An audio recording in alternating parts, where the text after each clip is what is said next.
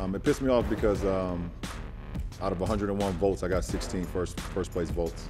That's what pissed me off more than anything. You know, not saying that you know the winner wasn't deserving of the MVP, but that pissed me off. And I finished second a lot in my career, either from a championship and now 4 times as the MVP. It's just a weird thing sometimes that I don't know how much we are really watching the game of basketball, or are we just in the narration mode, the narrative. I mean, I'm fine. Don't get it twisted. Like, I'm going back to my room, I'm perfectly fine. Like, I was pissed off at the reaction earlier when I saw it. I'm absolutely great now. I'm going back to my room, drink some wine, and sleep very well tonight. So let's not get it twisted. I'm great. Don't get it twisted. He's got the wine. Welcome back to The Jump. I'm Rachel Nichols, still here with Ramona Shelburne, Richard Jefferson. Those were LeBron's remarks after finding out he was runner-up to Giannis for MVP this season. It was the 4th time in his 17-career career he has finished up as runner-up, tied with Jerry West and Larry Bird for most all time. So, Ramona, you voted for LeBron James. Does he have a point about awards voting? Yeah, he does. And look, I'm one of the 16, okay? And last time we talked about this, I made the mistake that my friend Tony Reale on Around the Horn always mutes me for, right? He docks me points on Around the Horn when I use the word narrative, okay? And I think LeBron's using the word narrative wrong here, I was going to say, he's the narrative, right? Isn't he the narrative in this situation? He's the narrative, right? He's the narrative. He's the one with the story. Giannis is actually not the narrative. Giannis is the statistical winner. By every statistical measure, Giannis should have won. Giannis was the best player, the most valuable, all of that. If you want to get into that, I look at the totality of LeBron's contributions this year. I gave him points for leadership. I give him credit for taking a team that had been out of the playoffs for 6 years to the #1 seed in the Western Conference, for integrating with Anthony Davis. Those seem to be big. That takes a lot, and that's why I voted for LeBron. He led the league in assists at age 35, played a new position at point guard. Giannis, to me, had a spectacular season. I voted for him last year. This is not personal, but let's talk a little bit about the broader scheme of awards voting. Oh, yes. There are a lot of awards voters. Yeah, okay?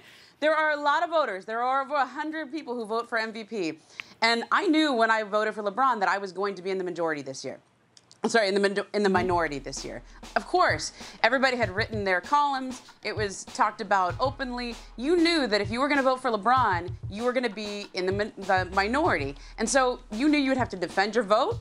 I think there is some pressure not to there is some pressure to just kind of go along with what everybody else is going to vote for. So he does have a point there. I agree with him on that there is some pressure to just vote for whoever. You know, you read Zach Lowe's column, or you read John Hollinger's column, or you read whoever's column that you read, and maybe you read 10 of them. You study your own numbers, whatever you do to do your voting.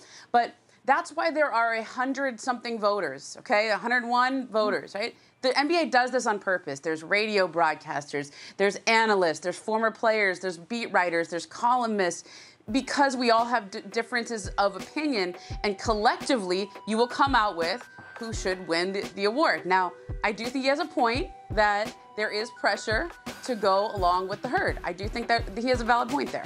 Now, look, I understand everything that everybody is saying. And I feel bad because it's kind of like when you have those MJ versus LeBron conversations, because it's like, well, by saying one is better, it's like you're trying to demean the other. We're not trying to say that Giannis didn't have an amazing season.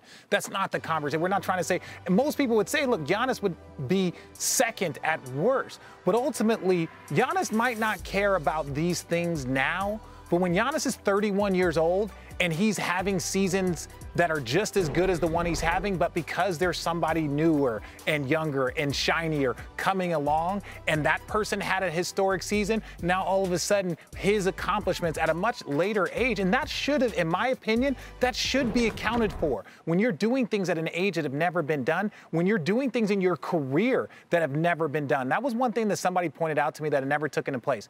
LeBron James literally led the NBA in assists for the first time in his career, and he's at 17 years. Why? Because his team needed him to do that, right? And that was something that was magnificent. When you look at Giannis, he was great, but all he did was just consistently improve on what he did last year. Not necessarily added something to his game. His free throw percentage didn't go up. His three-pointer was not effective, especially we saw that late game. So I understand why everyone's frustrated. I understand why Bron is frustrated. I understand why Giannis fans are like, what are you talking about?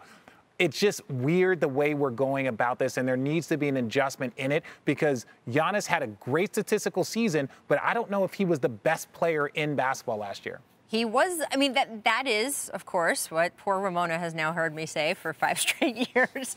That is the question, right? Yeah. That is the point. That is the inflection point we're at. And frankly, it is even more of an issue now than it was when I started talking about this 5 years ago, because with every year, the statistical pressure of all of that has gotten so great because we have more statistics. We have more access to games, actually. When I started covering the NBA, you got a game of the week on national television, and that was kind of it. And people saw Michael Jordan a million times and all of that. Now we have access to all the tape of every single game, every stat imaginable. And you're talking about, Richard, LeBron's context of, hey, he did this in this season, or Giannis didn't add this to last season.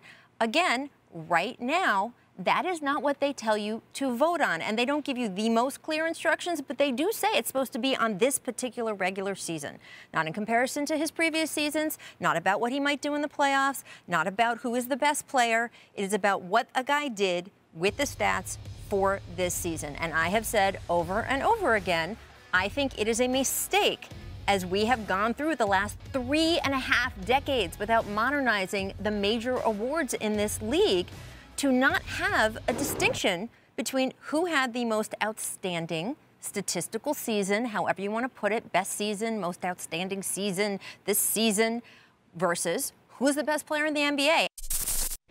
Thanks for watching ESPN on YouTube. For live streaming sports and premium content, subscribe to ESPN+.